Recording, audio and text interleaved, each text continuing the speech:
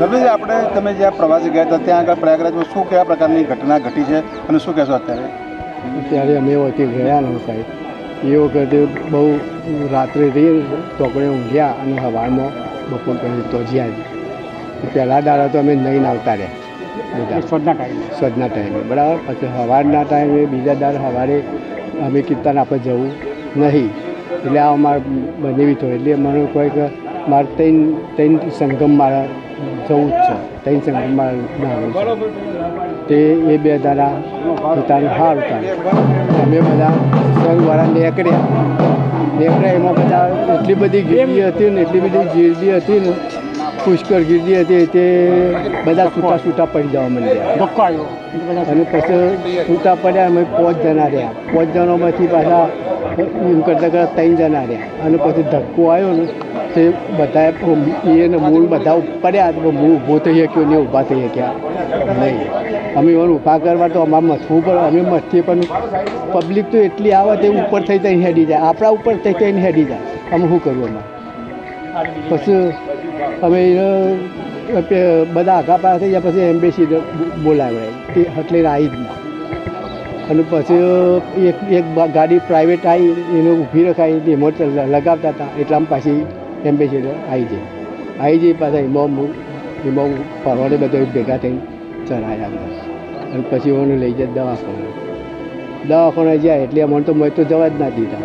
એ બોલું કે અમે તો બહાર રાખ્યા છીએ કે બધું એવું કરીને પછી એ તો કોઈ બીજા દવાખાના એવું બધું કરવા પછી અહીંથી પાછા બીજા લઈ ગયા. એ કોઈ સારા આવ્યો નહીં. પૂરું થઈ ગયું. રમેશભાઈ મારા બનેવી તો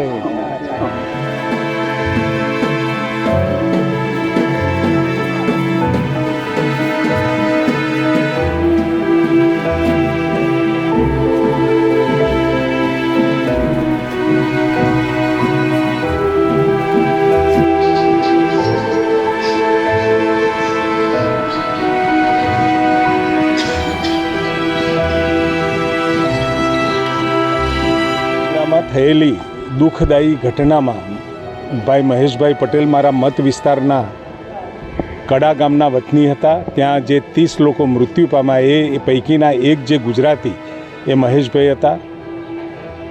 આ દુઃખદાયી ઘટનામાં કડા ગામ અને વિસનગરના એક નાગરિકનું મોત થતાં સૌ વિસનગરના અને ગુજરાતના તમામ નાગરિકો દુઃખ અનુભવી રહ્યા છીએ અને ભગવાનને પ્રાર્થના કરીએ કે એમની આત્માને શાંતિ આપશે.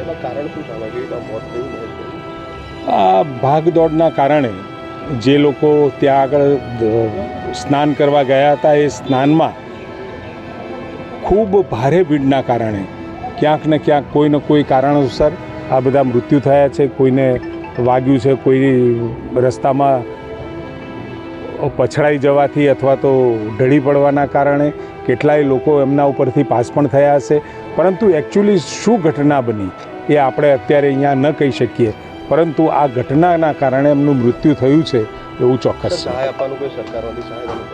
આદરણીય યુપી સરકારે અને યોગીજીએ 25 લાખ રૂપિયા જાહેર કર્યા છે.